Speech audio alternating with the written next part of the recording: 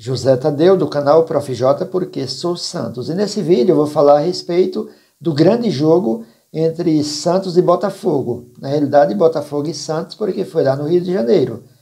E os dois times têm realidades diferentes. Enquanto o Santos luta para sair do Z4, para não cair para a Série B, o Botafogo luta para ganhar o campeonato, porque estão lá no topo da tabela, disputando com Palmeiras, com Grêmio, com Flamengo.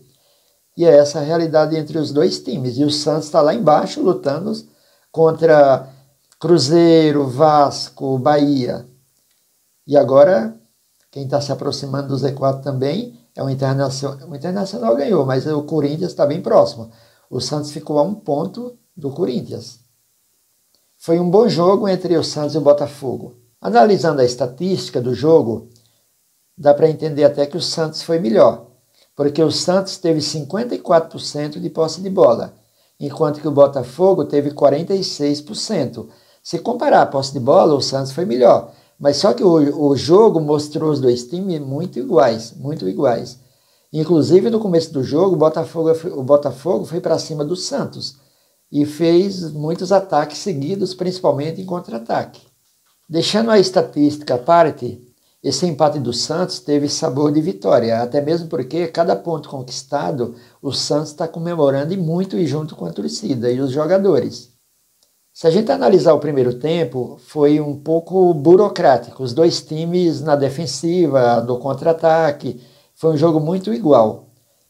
Porém, aos 10 minutos, o Botafogo abre o placar numa cabeceada e uma falha da zaga santista.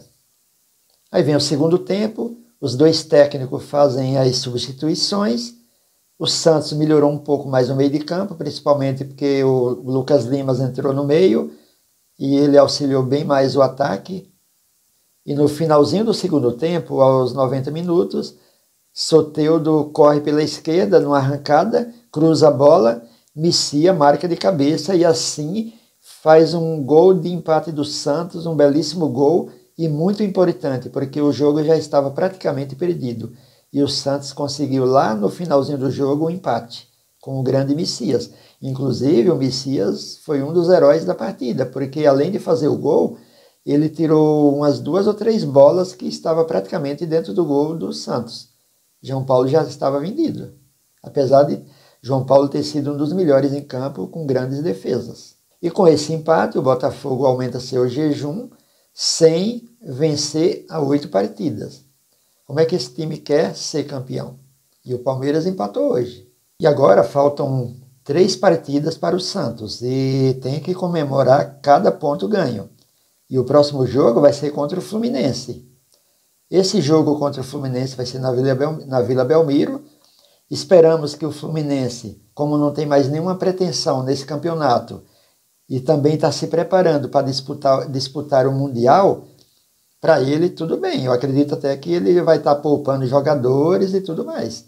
Então o Santos tem que se prevalecer disso e ganhar esse jogo e somar mais 3 pontos. Com esse empate, o Santos vai para 43 pontos, passou o Vasco, que tem 42, e o Bahia, que tem 41. E o Cruzeiro é o último do Z4, com 41 pontos também. Está perdendo para o Bahia em vitórias. Porém, o Cruzeiro tem um jogo a menos. E nessa segunda-feira, se ele ganhar, ele pode passar o Santos. Bem, pessoal, essa era a análise do jogo que eu queria fazer após o empate com o Botafogo. E agora vamos para o próximo jogo com tudo. Agora há pouco eu estava ouvindo uma entrevista de Marcelo Fernandes e ele estava falando a respeito do jogo, como é que foi o jogo e a garra que todos os jogadores estão tendo. Inclusive os reservas comemoram cada vez que o time que está em campo tem um bom resultado. Então o Santos não existe aquela de reserva e titular, porque qualquer um que está no banco ele pode estar entrando. Foi o que aconteceu hoje.